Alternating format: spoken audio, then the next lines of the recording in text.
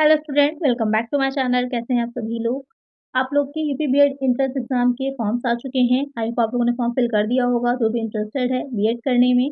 अब आप लोग की प्रैक्टिस सेट स्टार्ट कर रहे हैं जिसमें कि कॉमर्स से रिलेटेड आपके इस चैनल पे रहेंगे, जिसमें कि आप कॉमर्स अच्छे से पढ़ सकते हैं कि किस तरह के क्वेश्चन पूछे जाते हैं। अगर आपको प्रीवियस ईयर क्वेश्चन देखने हैं कि किस तरह के क्वेश्चन प्रीवियस ईयर में आए हैं, तो उसकी एक अलग से प्लेलिस्ट मेरे चैनल पर अवेलेबल है, आप देख सकते हैं। लिंक आपको इस वीडियो के डिस्क्रिप्शन में मिल जाएगा। और उसमें भी कुछ वीडियोज़ जो अभी आप लोगों की प्रीवियस ईयर में हुआ है उसको भी ऐड कर देंगे, तो जिससे कि आपको ये आइडिया लग जाएगा कि कैसे क्वेश्चंस आपके प्रीवियस ईयर में पूछे जाते हैं। इसके साथ-साथ ये जो अभी आप देख रहे हैं यहाँ पर प्रैक्टिस सेट हम स्टार्ट कर रहे हैं, जिससे कि डेली आप लोग के क्वेश्चंस की प्रैक्टिस होती रहेगी। डेली क्वेश्चंस आप लोग के लिए आएँगे, सीरीज़ आपकी डेली चलने वाली है, इसलिए चैनल को सब्सक्राइब ज़रूर से कर दीजिएगा और ज़्यादा से ज़्यादा फ्रेंड्स के साथ वीडियो को शेयर कर दीजिएगा और हाइप भी कर दिया करिए आप लोग। तो जितने भी बच्चे देख रहे हैं, जितने भी स्टूडेंट देख रहे हैं, आप लोग हाइप ज़रूर कर दीजिएगा और ज़्यादा से ज़्यादा फ्रेंड्स ग्रुप में जहाँ पर भी आप ऐड हों, चाहे व्हाट्सएप है, टेलीग्राम है, तो वहाँ पर वीडियोज़ को शेयर कर दिया करिए। तो आइए शुरू करते हैं एक नई सीरीज़ को। यहाँ पर आपको जो भी टॉपिक ज़्यादा डिफ़िकल्ट लग रहा है, नहीं समझ में आ रहा है, तो उस टॉपिक का नाम आप लोग कमेंट सेक्शन में बता दीजिए मुझे कि जो चीज़ें आपको नहीं आती हैं। तो उससे रिलेटेड क्वेश्चंस मैं ज़्यादा लेकर के आऊँगी, जिससे कि आपकी प्रैक्टिस अच्छे से हो जाए, क्योंकि 50 क्वेश्चंस आपके सब्जेक्टिव पूछे जाने हैं और ये 50 क्वेश्चंस बहुत ही इम्पोर्टेंट रहेंगे।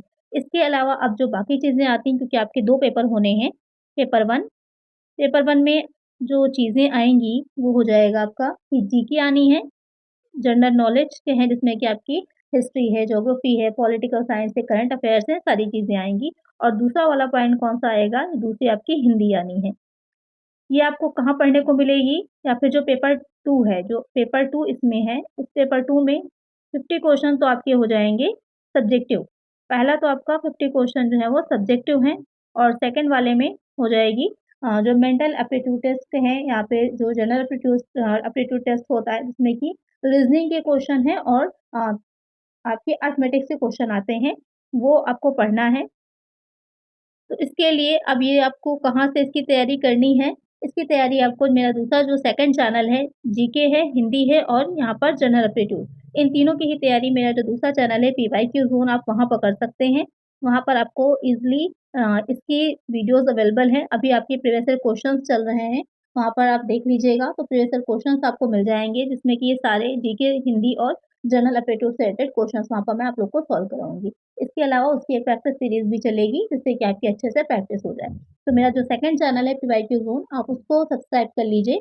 उसमें प्लेलिस्ट जो भी मैं उसमें ऐड कर रही हूँ, उसका लिंक आपको इस वीडियो के डिस्क्रिप्शन में दे दूँगी, तो आपको ईज़िली मिल जाएगा। वहाँ पर से आप बाकी चीज़ों की तैयारी भी कर सकते हैं। तो अगर आप मेरे साथ इसकी तैयारी करना चाहते हैं मिल कर के, तो सारी ही आपकी चीज़ों की तैयारी अच्छे से हो जाएगी, पेपर 1 की भी, पेपर 2 की भी। तो आइए शुरू करते हैं यहाँ पर और हम फर्स्ट क्वेश्चन लेते हैं।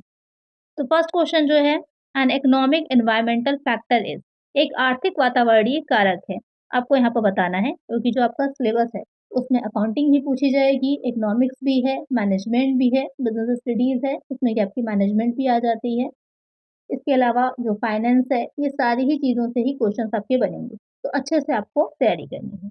अब यहाँ पर जो क्वेश्चन कह रहा है कि इकोनॉमिक एनवायरमेंटल फैक्टर एक आर्थिक वातावरणीय कारक है, क्योंकि जो हमारा पर्यावरण है, एनवायरनमेंट होता है, क्योंकि यहाँ पर बिज़नेस की बात की जा रही है, तो बिज़नेस एनवायरनमेंट जो है आपका, उसमें कई तरह का एनवायरनमेंट होता है, एक्सटर्नल और इंटरनल हो जाता है। एक्सटर्नल एनवायरनमेंट जो होता है, वो भी कई टाइप का रहता है, तो उसी में से एक हो जाता है आपका आर्थिक वातावरण। तो यहाँ पर इकोनॉमिक एनवायरनमेंटल का फैक्टर क्या है? एम्फेसिस ऑन नॉलेज मैनेजमेंट, ज्ञान प्रबंध पर दबाव, national income and it's distribution, राष्ट्रीय आय एवं इसका वितरण, प्रॉफिटेबिलिटी एंड इट्स डिस्ट्रीब्यूशन, लाभदायकता एवं इसका वितरण, चेंजिंग वर्कफोर्स प्रोफाइल, श्रमिक वर्ग की रूपरेखा में परिवर्तनशीलता। तो यहाँ पर जो आर्थिक वातावरणीय कारक है वो कौन-सा है? तो सिंपल सी बात है, कौन-सा हो जाएगा?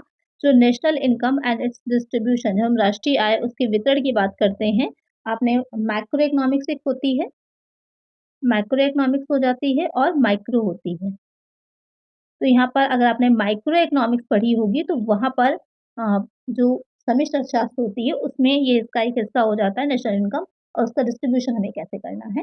तो यहाँ पर ये दोनों ही ये चीज़ें जो है वो मैक्रो इकोनॉमिक्स का पार्ट है और मैक्रो इकोनॉमिक्स इकोनॉमिक्स का पार्ट हो जाती है। तो करेक्ट आंसर हमारा क्या हो जाएगा? ऑप्शन बी हो जाएगा। चलिए नेक्स्ट लेते हैं। यहाँ पर कह रहा है कि planning job requirements has which of the following sequence, कार्य आवश्यकता नियोजन का अनुक्रम है। यहाँ पर थोड़ा क्वेश्चंस का लेवल मैंने अच्छा रखा है जिससे कि आपको ये आइडिया लगे कि किस तरह के क्वेश्चंस पूछे जा सकते हैं या फिर प्रीवियस ईयर से ही जुड़े हुए क्वेश्चंस मैंने यहाँ पर इंक्लूड किए हैं। अब आपको सभी तरह के क्वेश्चंस देखने को मिलेंगे, कुछ डिफिकल्ट भी होंगे, कुछ ईज़ी भी होंगे क्योंकि टोटल आपके 50 क्वेश्चंस आ रहे हैं। तो वहाँ पर डिफिकल्ट, ईज़ी, मॉडरेट सारे ही लेवल आपको देखने को मिलेंगे। अब यहाँ पर जो ये क्वेश्चन है आपका, ये किससे रिलेटेड है? ये एचआरएम, ह्यूमन रिसोर्स मैनेजमेंट से रिलेटेड क्वेश्चन है। अब इसमें क्या कह रहा है कि सही आपको सीक्वेंस बताना है। Job information, job description, job evaluation, information, फिर डिस्क्रिप्शन, इवैल्यूएशन, इन्फॉर्मेशन। सही सीक्वेंस क्या होता है? तो एक सिंपल सा, आपको नहीं आता इसके बारे में, सिंपल सा सोचिए।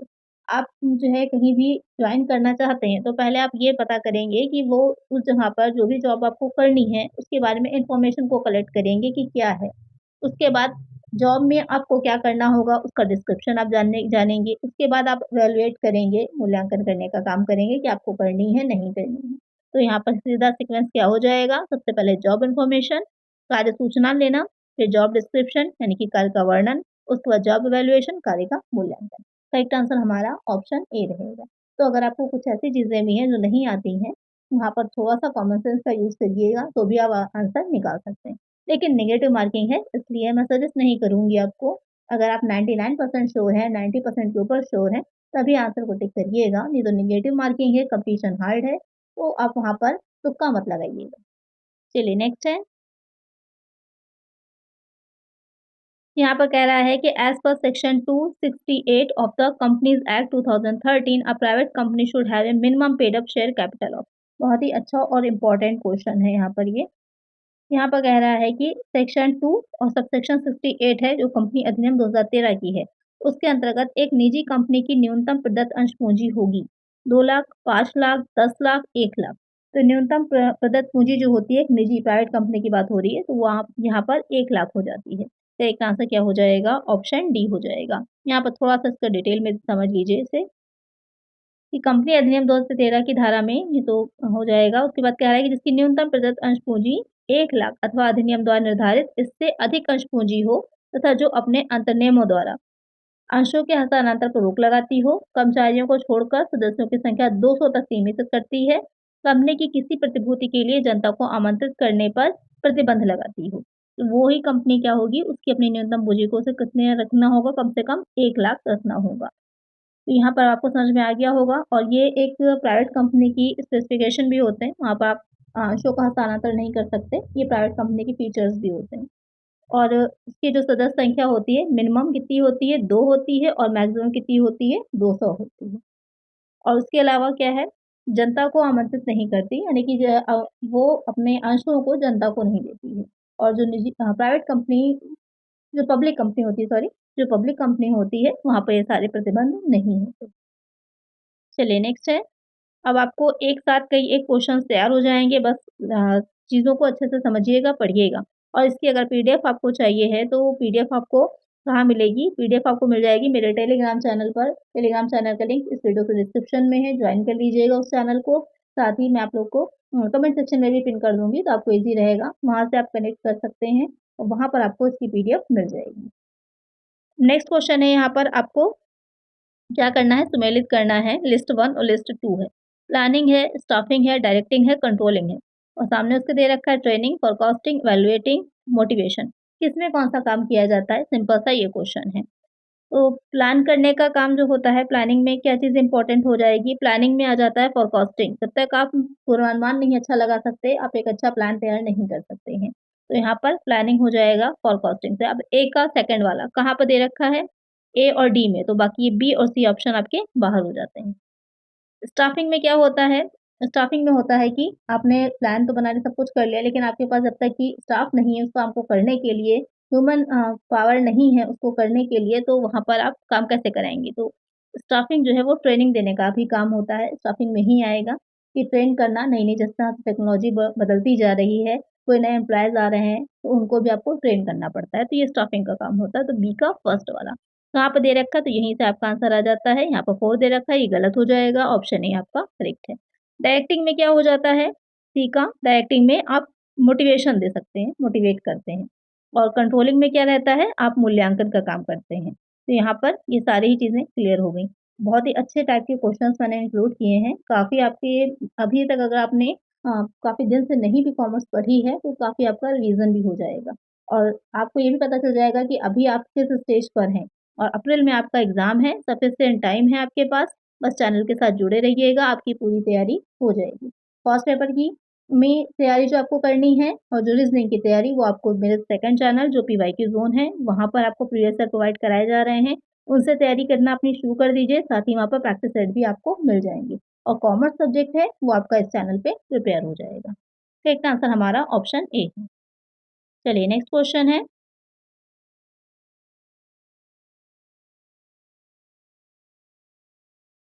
The element known the element not necessary in each objective under management by objective approach. यहाँ पर कह रहा है जो उद्देश्यों द्वारा प्रबंध एमबीओ है, दृष्टिकोण के अंतर्गत प्रत्येक उद्देश्य में आवश्यक तत्व नहीं होता। कॉस्ट एलिमेंट लागत तत्व है, ह्यूमन रिलेशन एलिमेंट मानवीय संबंध तत्व है, टाइम एलिमेंट समय तत्व है, मेजरेबल एलिमेंट मापनीय तत्व है। यहाँ पर क्या कह रहा है कि उद्देश्यों द्वारा प्रबंध जो आपका बहुत ही इंपॉर्टेंट ये अप्रोच भी है मैनेजमेंट बाय ऑब्जेक्टिव्स जो है, तो उसके बारे में अगर कहा जाए कि इसके अंतर्गत प्रत्येक उद्देश्य में आवश्यकता तो कौन-सा फैक्टर आवश्यक नहीं होता है, कि हम पहले उद्देश्य डिसाइड करें, उन उद्देश्यों को ध्यान में रखकर ही काम करें। तो यहाँ पर कौन-सा तत्व नहीं होता? कॉस्ट एलिमेंट नहीं होता है वहाँ पर बाकी तीनों ही एलिमेंट आते हैं। तो एक करेक्ट आंसर हमारा ऑप्शन ए है। अब इसमें कुछ एडिशनल इन्फॉर्मेशन भी देख लीजिए कि अल्फ्रेड सिलान द्वारा 1950 में खोजी गई तकनीकी की अवधारणा को लोकप्रिय बनाने में पीटर एफ ड्रकर का मुख्य योगदान है। उन्होंने वर्ष 1954 में उनकी जो बुक थी द प्रैक्टिस ऑफ मैनेजमेंट, इस बुक का नाम याद रखिएगा। ऑथर नेम भी पूछ लेता है कभी-कभी, तो ऑथर नेम यहाँ पर द प्रैक्टिस ऑफ मैनेजमेंट का पीटर एफ ड्रकर है। उसी बुक में उन्होंने एमबीओ की अवधारणा दी थी, तो ये बुक बहुत ही इम्पोर्टेंट है। अगर ये क्वेश्चन बनता है कि एमबीओ की अवधारणा किसने दी है, तो वहाँ पर भी नाम आपका आंसर होगा पीटर एफ ड्रकर ने दी है। तो नोट्स अपने बनाते जाइए, वहाँ पर लिख लीजिएगा। उद्देश्यों द्वारा प्रबंध दृष्टिकोण के अंतर्गत प्रत्येक उद्देश्य के आवश्यक तत्व निम्नलिखित हैं। अब कौन-कौन से तत्व होते हैं? मापनीय संबंध तत्व है, समय तत्व है, मापनीय तत्व है, ये सारे तत्व हो जाते हैं। तो अब आपको समझ में आ गया हो अच्छे से ये वाला पॉइंट। चलिए नेक्स्ट है, the highest form of democratic organisation is, लोकतांत्रिक संगठन का उच्चतम प्रारूप है। Line organisation, functional organisation, committee organisation, staff organisation. यहाँ पर कह रहा है the highest form of democratic, यहाँ पर कह रहा है लोकतांत्रिक संगठन। अब जो ऑर्गेनाइजेशन होता है, ऑर्गेनाइजेशन क्या होता है सबसे पहले तो याद आएगा। तो वहाँ पर जो व्यक्ति या व्यक्तियों का समूह या फिर ये कह सकते हैं कि ग्रुप ऑफ ह्यूमन जो किसी एक ऑब्जेक्टिव को लेकर के मिल करके काम करता है, कोऑर्डिनेट होकर के काम करता है, उसे हम संगठन कहते हैं, उसे हम ऑर्गेनाइजेशन कहते हैं। तो यहाँ पर उसके कई तरह का होता है, उसके कई टाइप्स होते हैं। लाइन ऑर्गेनाइजेशन होता है, फंक्शनल है, कमेटी है, स्टाफ है। धीरे-धीरे करके हम एक-एक पढ़ते जाएँगे क्योंकि एक-एक को डिटेल में पढ़ेंगे तो वीडियो बहुत लंबी हो जाएगी। तो यहाँ पर क्वेश्चन्स इससे रिलेटेड बनते जाएँगे और आपको यहाँ पर मैं समझाती जाऊँगी। और जो भी इस वीडियो में आपको पॉइंट नहीं समझ में आ रहे हैं, जो भी आपको टॉपिक्स डिफ़िकल्ट लग रहे हैं, उन सारे टॉपिक्स को आप कमेंट कर दीजिएगा। एक-एक करके उन टॉपिक्स में मैं वीडियो लेकर के आऊँगी, जिससे कि आपको कोई कन्फ्यूज़न नहीं रहेगी। अब यहाँ पर जो सबसे ज़्यादा डेमोक्रेटिक है, तो वो कमिटी ऑर्गेनाइज़ेशन हो जाता है, समिति संगठन होता है। करेक्ट आंसर क्या होगा हमारा? ऑप्शन सी हो जाएगा। चलिए नेक्स्ट है, which of the following pairs is correctly matched? यहाँ पे आपको बताना है कि किस जोड़े का मिलान सही है। तो यहाँ पर सबसे पहले आपको एक साइड में दे रखे हैं उनके बारे में, जैसे एफ.डब्ल्यू. टेलर है, हेनरी फ्योल है और आपको उसके सामने जो है ये बताना है कि वो अप्रोच उनकी है या नहीं है। F W. Taylor human relation approach है, हेनरी फ्योल है यूनिवर्सिटी ऑफ मैनेजमेंट अप्रोच है, एल्टन मेयो है साइकोलॉजिकल अप्रोच है, मेरी पार्कर फोलेट है साइंटिफिक मैनेजमेंट। तो कौन-सा मिलान सही है, आपको सिर्फ़ वो बताना है। एफ.डब्ल्यू. टेलर सभी को पता है साइंटिफिक मैनेजमेंट से रिलेटेड है, ना कि ह्यूमन रिलेशन अप्रोच से। तो ह्यूमन रिलेशन अप्रोच जो है वो किसकी है, वो एल्टन मायो की है। तो यहाँ पर ये दोनों ही गलत हैं, ए वाला भी और सी वाला भी गलत है। उसके बाद यहाँ पर जो हेनरी फ्योल है यूनिवर्सिटी ऑफ मैनेजमेंट, प्रबंध की सार्वभौमिकता यूनिवर्सैलिटी ऑफ मैनेजमेंट है। प्रबंध की सार्वभौमिकता, तो इनके 14 सिद्धांत हैं, 14 प्रिंसिपल थे। जो हेनरी टोल थे, तो ये वाला हेनरी टोल का ही है, करेक्ट है यहाँ पर, ये वाला बी वाला ऑप्शन करेक्ट है। और लास्ट में जो मेरी पार्कर फॉलेट है, वो वैज्ञानिक प्रबंधन से रिलेटेड नहीं, ये आपस में क्या है, जम्बल कर दिया गया है एक-दूसरे से, तो यहाँ पर सिर्फ़ आपका बी वाला करेक्ट है। चलिए नेक्स्ट है marketing functions described by Tousley Clark and Clark are. जो विपणन के कार्यों के बारे में बताया है कि टॉसले क्लार्क और क्लार्क ने विपणन के कितने कार्य बताए हैं, 5, 7, 8 या फिर 10। तो यहाँ पर 8 काम जो है वो मार्केटिंग फंक्शन के बताए हैं जो टॉसले क्लार्क और क्लार्क थे। तो एक आंसर हमारा ऑप्शन सी है। ये जितने भी क्वेश्चंस आप देख रहे हैं ये आपके प्रीवियस ईयर से ही जुड़े हुए क्वेश्चन हैं या ऐसे ही टाइप के क्वेश्चंस आपके एग्जाम में पूछे गए हैं प्रीवियस ईयर में। और वो वीडियोस भी ज़रूर से देख लीजिएगा प्रीवियस ईयर की जो मैंने प्रोवाइड कराई थी, तो आपको अच्छे से तैयारी हो जाएगी। नेक्स्ट है यहाँ पर one of the disadvantages of sole proprietor organisation is. एकल स्वामित्व संगठन के दोषों में से एक है अनलिमिटेड लायबिलिटी है, सिक्रेसी है या फिर लोअर कॉस्ट ऑफ मैनेजमेंट है, ऑल ऑफ द अबव। यहाँ पर क्वेश्चन कह रहा है कि डिसएडवांटेज क्या होता है जब एकल स्वामित्व मतलब कोई एक ही व्यक्ति क्या है उसका ओनर है, यानी कि एक ही का ही बिजनेस है अगर, तो वहाँ पर उसका क्या दोष होता है। फायदे तो बहुत होते हैं कि आप खुद ही डिसीजन ले रहे हैं, कोई और आपको इंटरप्ट नहीं कर रहा है, आप गोपनीयता भी बहुत रहती है कि कोई है ही नहीं अदर पर्सन जिसको बताना हो। लेकिन यहाँ पर दोष क्या उसका रहता है कि उसकी लायबिलिटी जो होती है उसको बांटने वाला कोई नहीं होता, वो अकेला ही लायबल होता है, ज़िम्मेदार होता है, दायित्व उसका अकेले का होता है। ये उसका एक दोष हो जाएगा। तो यहाँ पर करेक्ट आंसर क्या है? Option A. बाकी ये दोनों गोपनीयता और प्रबंध की निम्न लागत, ये तो उसका एक एडवांटेज ही है। तो करेक्ट आंसर हमारा ऑप्शन ए है। इसके अलावा अगर बात की जाए कि कौन-कौन से होते हैं दोष या सीमाएँ, तो पूजा के सी अ, पू सॉरी तो पूँजी के सीमित साधन होते हैं, क्योंकि एक अकेला कोई होगा तो उसके ओनर के पास लिमिटेड हो जाते हैं ना साधन, उसके पास ज़्यादा पैसा जितना है वही वो लगा सकता है। बाकी अगर पार्टनरशिप है तो जितने पार्टनर्स होते हैं सब लेकर के आते हैं, तो वहाँ पर ज़्यादा हो जाता है। अस्थायी अस्तित्व हो जाएगा क्योंकि अगर उसको कुछ हो जाता है तो उसके बाद कोई दूसरा जो होगा तो वो सोल प्रोप्राइटरशिप वहाँ पर समाप्त हो जानी है। तो अस्थायी हो जाता है अस्तित्व। असीमित दायित्व है, असंतुलित प्रबंध है, एक अकेला व्यक्ति क्या-क्या चीज़ें देख पाएगा। तो वहाँ पर जब तक आपका बिज़नेस छोटा है, स्मॉल स्केल है, तब तक तो आप उसको हैंडल कर सकते हैं। जैसे-जैसे बड़ा होता जाएगा तो वहाँ पर आपको क्या होगा पार्टनर्स भी और लाना पड़ेंगे। यहाँ पर इस तरह से इसके दोष हैं। चलिए नेक्स्ट है the branch of economics which focus on what should be is. अर्थशास्त्र की वो शाखा जो जोर देती है कि क्या होना चाहिए कहलाती है। मैक्रो इकोनॉमिक्स है, माइक्रो इकोनॉमिक्स है, नॉर्मेटिव इकोनॉमिक्स है, पॉजिटिव इकोनॉमिक्स है। अब यहाँ पर जो कह रहा है कि वो ब्रांच जो क्या होना है बताती है, ये फर्स्ट चैप्टर ही है, चाहे आपने 12th में पढ़ी हो इकोनॉमिक्स, अब आपने ग्रेजुएशन में भी पढ़ी होगी बिजनेस इकोनॉमिक्स। फर्स्ट चैप्टर है, यहाँ पर हमने इसके बारे में पढ़ाया जाता है कि अर्थशास्त्र की कितनी शाखाएं होती हैं, किस तरह का होता है। तो वहाँ पर हमने ये भी पढ़ा है कि अर्थशास्त्र कला है या विज्ञान है, साइंस है या फिर आर्ट है, या फिर सिंपल सा आंसर होता है बोथ है, दोनों ही हैं। वहीं पर आता है कि आदर्शात्मक है या फिर वास्तविक है। तो यहाँ पर अगर हम बात करें तो क्या होना चाहिए जो बता रहा है ये नॉर्मेटिव इकोनॉमिक्स से आदर्शात्मक अर्थशास्त्र होती है। कैसे होना चाहिए या फिर किस तरह से हमको करना है वो वास्तविक में आ जाता है। तो करेक्ट आंसर हमारा ऑप्शन सी हो जाएगा। चलिए नेक्स्ट है find out from the following table by which law the firm is working. निम्नांकित तालिका से याद कीजिए कि फर्म किस नियम से कार्य कर रही है। यूनिट्स दे रखे हैं, यहाँ पर साधन की इकाइयाँ दे रखी हैं। तो फर्स्ट यूनिट पर 10 है, सेकंड यूनिट पर 2 यूनिट हो जाते हैं तो 25 हैं, थर्ड यूनिट होते हैं तो 50 हैं, 4 यूनिट होते हैं तो 85 हैं, 5 यूनिट हो जाते हैं तो 135 हैं। तो यहाँ पे आप देख रहे हैं यूनिट्स ऑफ इनपुट जो है जैसे-जैसे बढ़ रहे हैं इसी तरह से साधन की इकाइयाँ भी बढ़ रही हैं। तो ये कौन-सा नियम है? यहाँ पर ये हो जाता है उत्पत्ति वृद्धि नियम। जब इंक्रीज़ हो रहा होगा तो लॉ ऑफ इंक्रीजिंग रिटर्न हो जाता है। तो करेक्ट आंसर क्या होगा हमारा ऑप्शन सी। समता में क्या हो जाता है सिंपल सा आपने को इस तरह का याद ही होगा। ये धीरे-धीरे क्या होता है बढ़ता है तो यहाँ पर इंक्रीजिंग पे चल रहा है फिर यहाँ पर आकर के ये रुक जाता है। तो ये क्या हो जाता है समता पे हो जाएगा। उसके बाद क्या कांस्टेंट हो जाएगा, उसके बाद ये का गिरना शुरू हो जाता है तो डिमिनिशिंग रिटर्न हो जाता है। तो करेक्ट आंसर हमारा ऑप्शन सी। नेक्स्ट क्वेश्चन है what should be price elasticity of demand by proportionate method if Q1 20,000 Q2 25,000 P यहाँ पर 10 है P2 जो है वो 8 है। यहाँ पर ये क्वेश्चन जो है आपका किससे रिलेटेड है मांग की जो कीमत लोच होती है उसको निकालने की अनुपातिक रीति जो होती है उससे रिलेटेड है। अब यहाँ पर इसको निकालने के लिए आपको उसका फॉर्मूला पता होना चाहिए। तो इसका फॉर्मूला क्या हो जाता है elasticity of demand is equal to क्या हो जाता है ये आपका क्या हो जाएगा चेंज इन क्वांटिटी अपॉन में आ जाता है Q1। Q1 क्या है? जो आपकी इनिशियल क्वांटिटी थी, उसके बाद यहाँ पर इसको हम डिवाइड करते हैं, किससे डिवाइड करते हैं? चेंज इन प्राइस से डिवाइड करते हैं। कि जो भी चेंजेज़ आए होंगे और यहाँ पर इनिशियल प्राइस हो जाता है। तो कुछ इस तरह ये आपका फ़ॉर्मूला बनता है। तो अब यहाँ पर जो आपकी दे रखी है वैल्यूज़ उसको इनपुट कर लेते हैं। तो चेंज इन क्वांटिटी पहले आपकी 20,000 थी, अब 25,000 हो गई। तो कितना चेंजेज़ आए हैं? 5,000 क्या है? तो यहाँ पर क्या हो जाएगा? 5,000 आ जाएगा और इनिशियल कितनी है? 20,000 तो अपॉन में 20,000 आपको लिख देना है। उसके बाद आ जाता है डिवाइड का साइन लगा देंगे।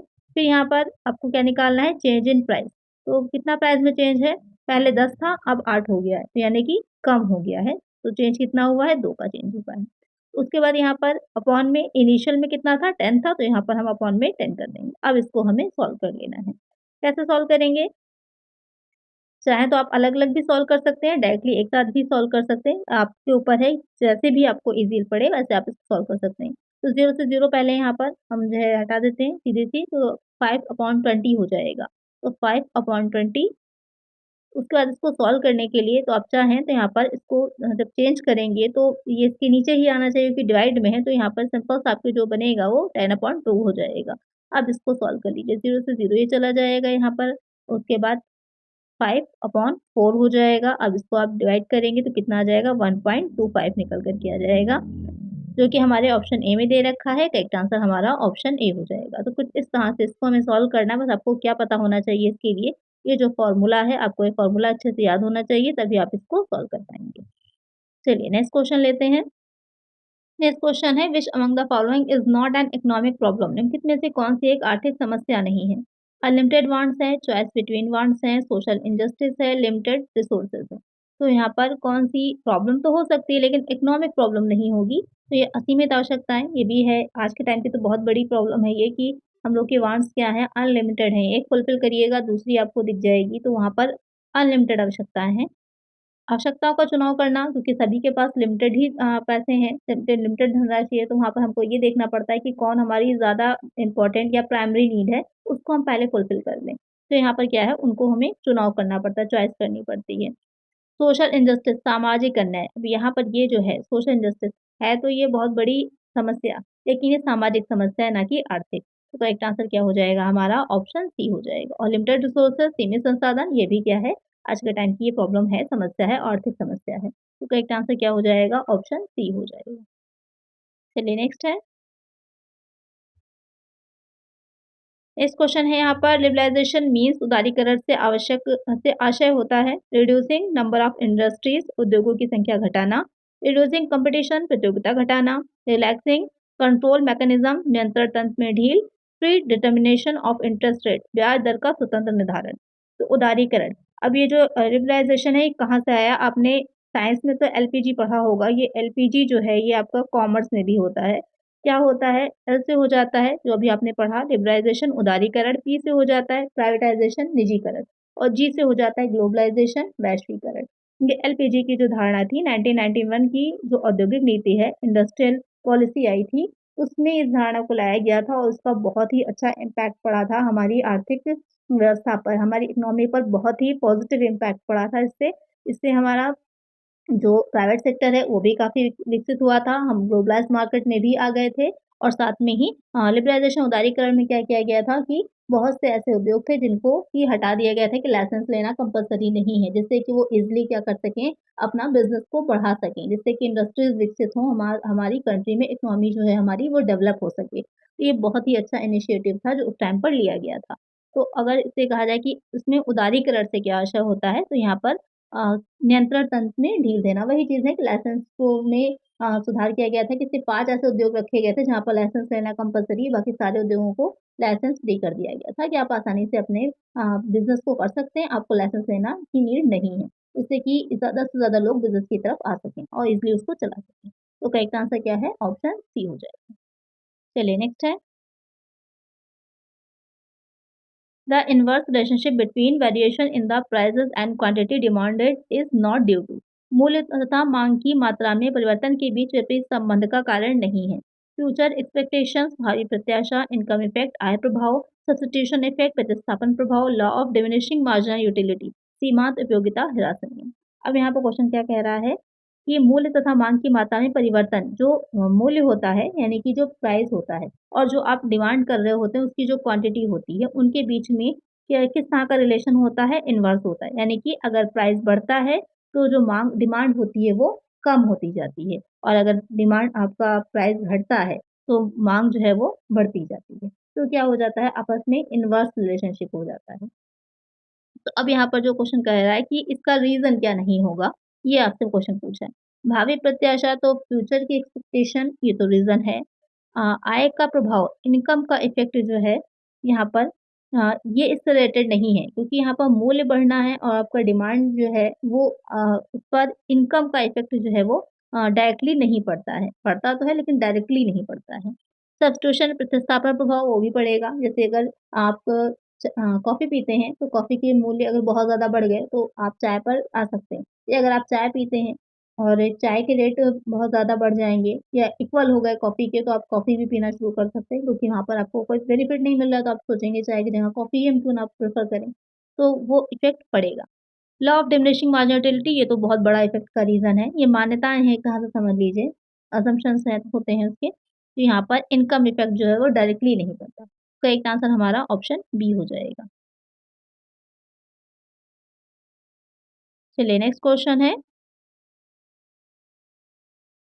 Long run cost curves are called. दीर्घकालीन लागत वक्र को कहा जाता है ऑपरेटिव कर्व, संचालन वक्र, फिक्स्ड कर्व स्थिर वक्र, वेरिएबल कर्व परिवर्तनीय वक्र, या फिर प्लानिंग कर्व योजना वक्र। तो यहाँ पर कह रहा है जो दीर्घकालीन लागत वक्र होते हैं उसको हम क्या कहते हैं, तो उसे हम कहा क्या कहते हैं, प्लानिंग कर्व कहते हैं। करेक्ट आंसर क्या हो जाएगा, ऑप्शन डी हो जाएगा। क्योंकि अगर जब लॉन्ग टाइम की बात आ जाए, तो चाहे वो आपकी कॉस्ट की बात की जा रही हो या फिर सप्लाई में की बात की जा रही हो, प्राइसेज़ की बात की जा रही है, तो सब कुछ पॉसिबल होता है लॉन्ग टर्म में। शॉर्ट टर्म में बहुत सी चीज़ें इफ़ेक्टिव हो जाती हैं, लेकिन लॉन्ग टर्म की बात करें तो हम पूरा का पूरा प्लांट ही नया लगा सकते हैं, तो वहाँ पर ये सारी चीज़ें इफ़ेक्टिव उतना नहीं होती। तो उसको हम प्लानिंग कर्व कहते हैं कि हम ईज़िली उसको प्लान कर सकते हैं।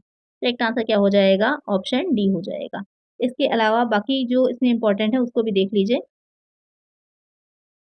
प्रत्येक प्लांट का क्या होता है, एक शॉर्ट टर्म, यहाँ पर शॉर्ट टर्म कॉस्ट कर्व भी होता है। इसकी सहायता से एक हम दीर्घकालीन जो लागत वक्र होते हैं उनको बनाते हैं। क्योंकि अगर आपने देखा होगा तो कुछ इस तरह से अगर बना होता है, तो यहाँ पर छोटे-छोटे से क्या हो जाते हैं, ये शॉर्ट टर्म के होते हैं, और इसको मिला करके जो हमारा एक वक्र बनता है, जो इसके नीचे से सबको एक टच करता हुआ लाइन निकलती है, ये लॉन्ग टर्म वाला हो जाता है। तो इसको आपने पढ़ा होगा, अगर आपको थोड़ा बहुत याद हो इकोनॉमिक्स में। तो यहाँ पर इनको और नामों से निम्नलिखित नाम है कौन-कौन से, एक लिफ़ाफ़ा कर्व बोलते हैं, यानी कि एनवेलप कर्व बोला जाता है। और एनवेलप क्यों बोलेंगे, क्योंकि ये सारे क्या है, सारे जितने भी इसके शॉर्ट टर्म वाले हैं उन सबको अपने अंदर एक तरह से पैक कर रहा है, तो एक लिफ़ाफ़े की तरह हो जाएगा। योजना वक्र, प्लानिंग कर्व इसलिए कहते हैं कि यहाँ पर सबको मिला कर के छोटी-छोटी जो योजनाएँ हैं या छोटे-छोटे टाइम पीरियड को मिला कर के एक बड़ी योजना आप तैयार करते हैं, या उसकी बड़ी योजना उसके अंडर में ही छोटी-छोटी चीज़ें आ जाती हैं। तो यहाँ पर इसे हम प्लानिंग कर्व भी कहते हैं। चलिए नेक्स्ट है, अगर अभी तक वीडियो अच्छी लग रही है तो लाइक ज़रूर से कर दीजिए। चलिए नेक्स्ट क्वेश्चन है यहाँ पर, which of the following is called Gaussian first law. निम्नलिखित में से किसे गोसेन का प्रथम नियम कहा जाता है? लॉ ऑफ सब्स्टिट्यूशन प्रतिस्थापन का नियम, इक्विमार्जिनल यूटिलिटी समसीमांत उपयोगिता नियम, law of diminishing marginal utility सीमांत उपयोगिता ह्रास नियम, नन ऑफ द अबव उपयुक्त में से कोई नहीं। तो यहाँ पर गोसेन का प्रथम नियम किसे कहा जाता है, ये क्वेश्चन आपसे कह रहा है। तो प्रथम नियम जो गोसेन का है उसे वो हम सीमांत उपयोगिता ह्रास नियम को ही कहते हैं। ये बहुत ही इम्पोर्टेंट है, इसको ज़रूर से याद रखिएगा। ये फर्स्ट लॉ वाला क्वेश्चन पूछा जाता है, फर्स्ट लॉ भी पूछा जाता है, सेकंड लॉ भी पूछा जाता है। अब आप लोग से को कमेंट सेक्शन में ये बताना है कि सेकंड लॉ जो है वो कौन-सा है? जो गोसेन है उनका सेकंड लॉ कौन-सा है? ये क्वेश्चन भी आपसे पूछा जा सकता है। फर्स्ट तो मैंने बता दिया, सीमांत उपयोगिता ह्रास नियम। सेकंड लॉ कौन-सा है? ये आपको कमेंट सेक्शन में बताना है। चलिए नेक्स्ट है, which equation is correct in the case of monopoly. एकाधिकार की दशा में कौन सा समीकरण सही है? A R is equal to M R, A R is greater than M R, A R is lower than M R, A R is equal to M R is equal to शून्य, यानी कि zero. तो अब यहाँ पर क्या है कि मोनोपोली एकाधिकार, एकाधिकार में क्या होता है कि जो उत्पादक होते हैं, जो कि मैन्युफैक्चरर होते हैं, वो एक ही होता है और उसका ही पूरी मार्केट पर कंट्रोल होता है। तो यहाँ पर एकाधिकार की दिशा में कौन-सा समीकरण सही होता है, तो वहाँ पर एवरेज रेवेन्यू जो होता है वो मार्जिनल रेवेन्यू से ज़्यादा होता है, अधिक होता है। करेक्ट आंसर क्या हो जाएगा? ऑप्शन बी होगा। कुछ इस तरह का अगर हम फिगर की बात करें, तो कुछ इस तरह का फिगर इसमें बनता है। ये आपकी एआर हो जाती है और ये एमआर हो जाती है। इस तरह का फिगर आपका बनता है। बाकी जगहों पे बात करें तो बाकी जगहों पे ये आपकी ये AR is equal to MR ये बराबर हो जाती है। ये बाकी कंडीशंस का है, मोनोपोली में इस तरह का बनता है। चलिए नेक्स्ट है डिमांड फॉर कम्फर्ट इज़ आराम की वस्तुओं की माँग होती है। हाइली इलास्टिक अत्यधिक लोचदार है, इलास्टिक है लोचदार, इनइलास्टिक अलोचदार या फिर नन ऑफ द अबव उपयुक्त में से कोई नहीं। तो यहाँ पर जो आराम की वस्तुएँ होती हैं उनकी माँग किस तरह की होती है? उनकी माँग जो होती है इलास्टिक होती है, लोचदार होती है। करेक्ट आंसर क्या हो जाएगा? ऑप्शन बी होगा। आपने माँग के लोच के प्रकार पढ़े होंगे, तो उसमें जो लोचदार वाली माँग होती है वो किस तरह से बनता है? कुछ इस तरह का बना होता है। कि जितना भी उसकी माँग में उसके मूल्य में सॉरी जितना परिवर्तन होगा उसी के अकॉर्डिंग उसकी माँग में भी परिवर्तन हो जाता है। सिंपल सा है जैसे कि यहाँ पे आपने देखा जैसे कि ये P है और ये P1 हो गया, तो मूल्य क्या हुआ? घट गया, तो माँग क्या हुई? पहले इतनी क्वांटिटी माँगी जा रही थी, अब आपकी Q1 क्वांटिटी माँगी जाने लगी, तो यहाँ पर प्राइस घटा और माँग बढ़ जाएगी। चलिए नेक्स्ट है Malthusian theory of population is based on जनसंख्या का माल्थस सिद्धांत आधारित है। Law of demand as applied to population मांग के नियम पर जैसा कि जनसंख्या पर लागू होता है। Law of diminishing return as applied to agriculture ह्रासमान प्रतिफल के नियम पर जैसे कि कृषि पर लागू होगा। Law of marginal utility as applied to agriculture सीमांत उपयोगिता के नियम पर जैसा कृषि पर लागू होगा। Law of marginal return as applied to population सीमांत प्रतिफल नियम पर जैसा जनसंख्या पर लागू होता है। तो यहाँ पर जो जनसंख्या का मार्कस का सिद्धांत है, वो किस पर बेस्ड है? तो ये आपका सिंपल सा याद रखिएगा ये निरासमान प्रतिफल का नियम लॉ ऑफ डिमिनिशिंग रिटर्न पर जैसे-जैसे हम यूज़ करते जाते हैं, हमको मिलने वाली जो उसकी उपयोगिता होती है, वो घटती जाती है। वही आपके नियम पर बेस्ड है। तो करेक्ट आंसर यहाँ पर हमारा ऑप्शन बी है। इसको दूर से याद रखिएगा, आपके एग्ज़ाम में पूछ सकता है। बाकी इससे रिलेटेड कुछ और पॉइंट्स दे रखे हैं, आप चाहें तो पढ़ सकते हैं उसे भी।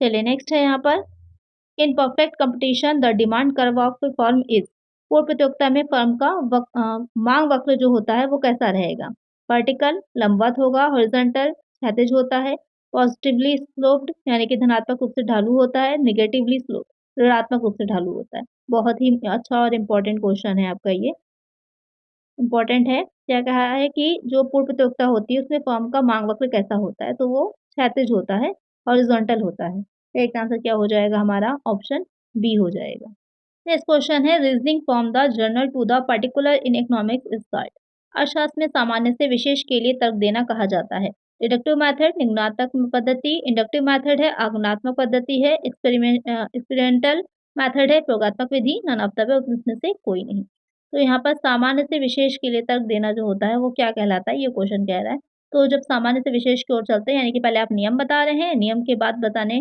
के बाद उससे रिलेटेड चीज़ों को आप बताएँगे, उदाहरण देंगे, कैसे वो नियम वर्क करता है, वो सारी चीज़ें बताएँगे। तो यहाँ पर उसे हम डिडक्टिव मेथड बोलते हैं। तो करेक्ट आंसर क्या हो जाएगा? ऑप्शन ए हो जाएगा। और जब विशेष से सामान्य की ओर जाने की बात करेंगे तो वहाँ पर डिडक्टिव यानी सॉरी इंडक्टिव मेथड हो जाता है, आगमनात्मक पद्धति हो जाता है।